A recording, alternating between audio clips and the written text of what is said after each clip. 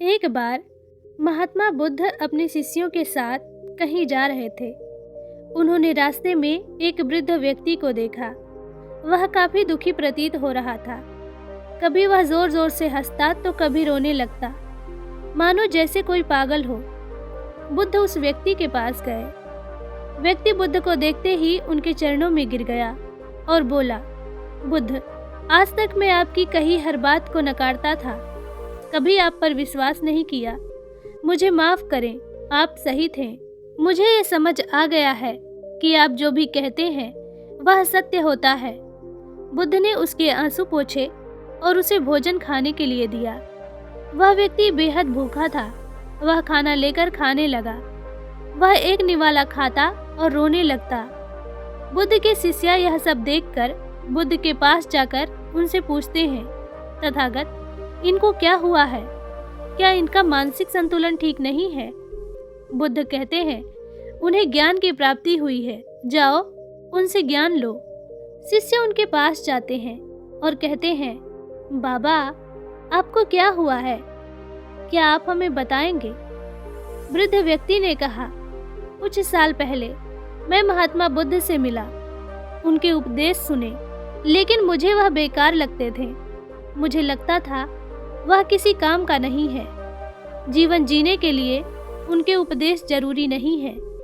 मैंने हमेशा उनका विरोध किया, यहाँ तक कि उनके खिलाफ षड्यंत्र रचे ताकि लोग उनके बहकावे में ना आए। मुझे याद है बुद्ध ने कहा था, कभी भी धन का गलत प्रयोग नहीं करना चाहिए, नशा नहीं करना चाहिए, झूठ नहीं बोलना चाहिए। लेकिन यही तो मैं करता था और उसी में मुझे आनंद आता था। पैसे उड़ाना, मदिरा पान करना, यही सब मैं करता था, जबकि मुझे मालूम था बुद्ध ने इन सब के लिए मना किया है। और मैं देखता भी था, जो लोग बुद्ध के कहे अनुसार चलते थे, बेशक उनके पास अधिक चीजें नहीं होती थी, परंतु फिर भी वे सुख में रहते थे। और यही सोचकर आज मैं रो रहा हूँ कि काश मैंने बुद्ध की बात सुनी होती।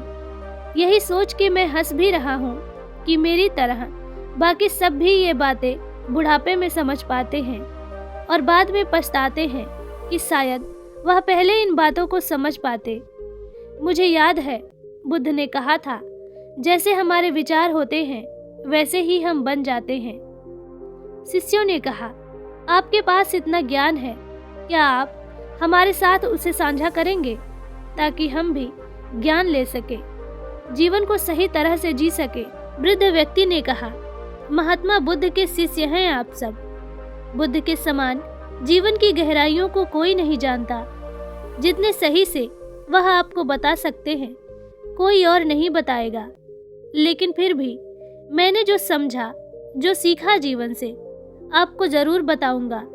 हम बचपन से ही देखते आ रहे हैं, जीवन एक रेस की तरह है, हम सब उसमें भागते हैं। जब हम छोटे होते हैं तो सोचते हैं कि हमारे पास हर खिलौना हो जो किसी दूसरे के पास ना हो। मेरी माँ बहुत सख्त थी, वह हमेशा मुझे डांटती। मैं आज़ादी चाहता था।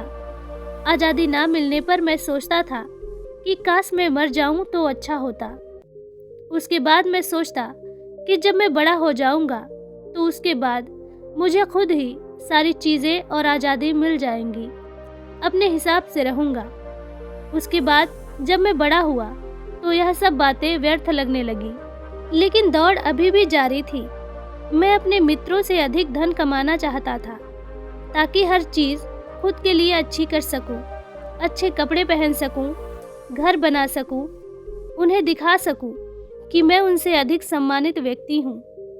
उसके लिए मैंने षड्यंत्र रचे, झूठ बोला, धोखा दिया।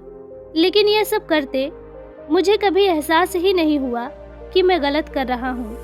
कुछ समय बाद मेरे माता पिता ने मेरा विवाह कर दिया। जो लड़की मेरे जीवन में आई वह बेहद सुंदर थी। उसकी हर बात मुझे अच्छी लगती थी। वो मेरा हर चीज़ में साथ देती थी। बहुत समय होने के बाद मेरी कोई संतान नहीं थी। मैं अपने मित्रों का बच्चा देख उनसे ईर्ष्या करता और सोचता कि मेरे बुढ़ापे की लाठी कौन बनेगा। कुछ समय बाद वह दिन भी आ ही गया। मेरा एक पुत्र हुआ। मुझे बेहद खुशी हुई। लेकिन कुछ समय बाद मुझे ये लगा कि काश मेरा एक और बेटा होता तो मेरे दोनों कंधे मजबूत होते। और ईश्वर ने मेरी बात सुन ली और एक और पुत्र हुआ। सब अच्छा चल रहा था, मेरा व्यापार भी आगे बढ़ रहा था। मेरी पत्नी ने मुझसे कहा कि यह सब तुम्हारी मेहनत का नतीजा है जो तुम इतने सफल हुए।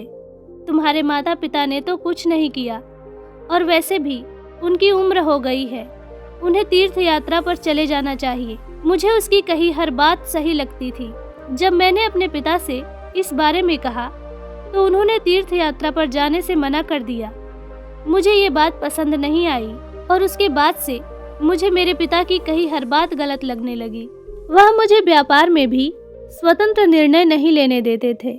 मुझे अब आज़ादी चाहिए थी और ईश्वर ने मेरी बात सुन ली। मेरे पिता की तबीयत बेहद खराब हो गई। वैद्य ने जवाब दे दिया कि जिससे भी मिलाना है मिला लो, अब ज़्यादा समय नहीं है उनके पास। मुझे यह सुन दुखी होना चाहिए था, लेकिन मैं तो खुश हो रहा था कि अब मैं आज़ाद हो जाऊंगा। मेरे पिता को इसी अवस्था में 6 दिन निकल गए थे। सब लोग उनसे आकर मिल चुके थे। उसके बाद एक दिन मैं और मेरी पत्नी पिता से मिलने गए तो मेरी पत्नी ने कहा, सबसे तो मिल लिए, अब मरते क्यों नहीं। मुझे मेरी पत्नी की हर बात सही लगती थी। मुझे लगता था कि वो हमेशा सही कहती है। अगले दिन जब मैं पिता के कमरे में गया तो देखा उनकी मृत्यु हो गई है। मेरी माँ वहाँ बैठे रो रही है। उन्हें देख मुझे भी रोना आ गया और मैंने तब सोचा कि मैं अपने पिता की अंतिम यात्रा बेहद भव्य निकालूंगा ताकि सबको पता चले कि मैं उनसे कितना प्यार करता था। और मैंने वही किया। पिता की अंतिम यात्रा बेहद अच्छी निकाली। सभी लोग उसकी प्रशंसा कर रहे थे। मैं मन ही मन बेहद खुश था, लेकिन चेहरे पर दुख के भाव दिखाने पड़ रहे थे। अब मैं आज़ाद था, हर चीज़ अपने हिसाब से कर रहा था।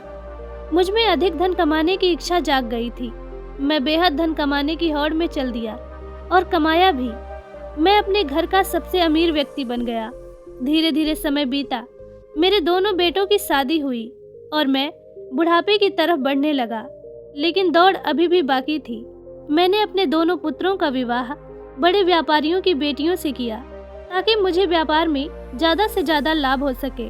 धीरे धीरे उम्र बढ़ती चली गई और बुढ़ापा आता रहा। एक दिन मेरी पत्नी भी मुझे छोड़कर चली गई और तब मुझे पहली बार अकेलेपन का एहसास हुआ। तब मैंने बुद्ध के बारे में सुना और उनके उपदेश सुनने के लिए उनके आश्रम चला गया। लेकिन बुद्ध के विचार मेरे विचार से बेहद अलग थे।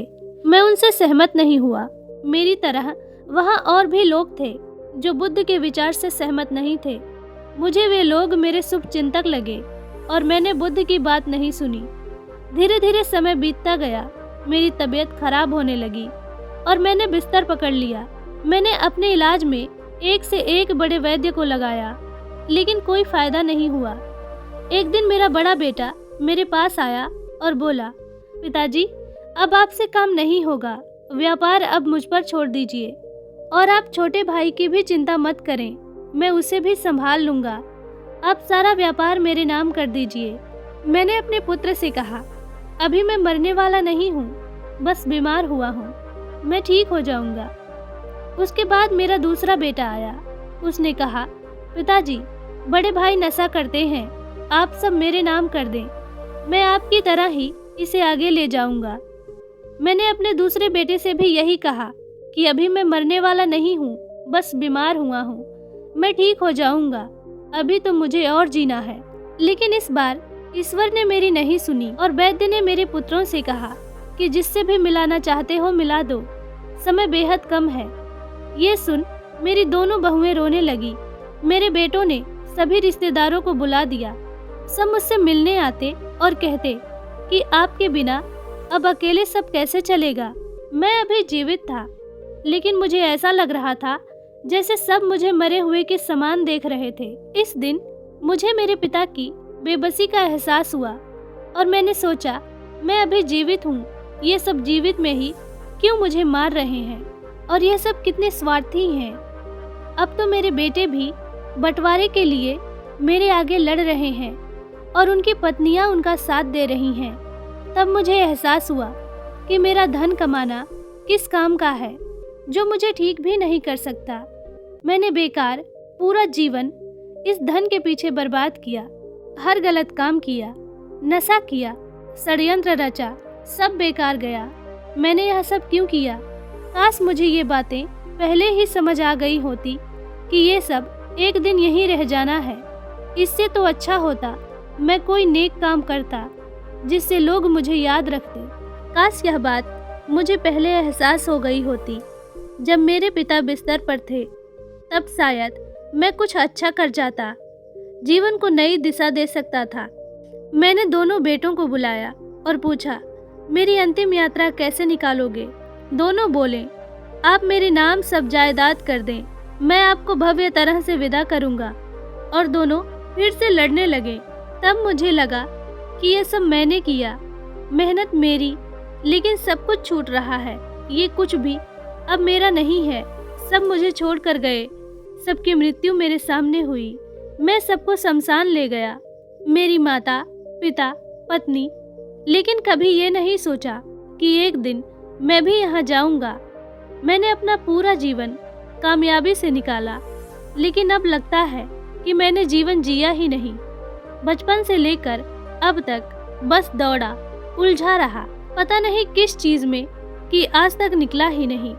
जब आखिरी समय पर सब बातें समझ आईं, तो अब समय ही नहीं है। ये बातें कहकर बुजुर्ग चुप हो गया और महात्मा बुद्ध के पास आकर बोला, बुद्ध, क्या मुझे मेरे अंतिम समय में आपसे कुछ मिल सकता है?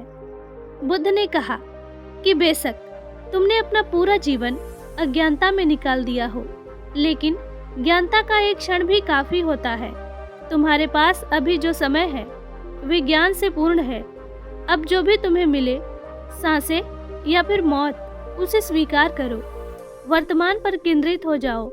जो भी तुम्हें मिले उसे खुशी से स्वीकार करो। जितना रहस्य जीवन में है, उससे ज्यादा रहस्य मौत में है। जो खुशी जीवन दे सकता है, उससे भी बड़ी खुशी मौत दे सकती है। केवल पूर्ण रूप से देखना, एक एक क्षण देखना, दुख मत करना, भूतकाल को भूल जाओ, भविष्य की चिंता मत करो। जो अभी है, इस समय से इसी के साथ मिल जाओ। जो जागृति तुम में आई है, यही जागृति, यही ज्ञान तुम्हारी सहायता करेगा। दोस्तों, आपने इस कहानी से क्या सीखा, कमेंट करके ज़रूर बताएं।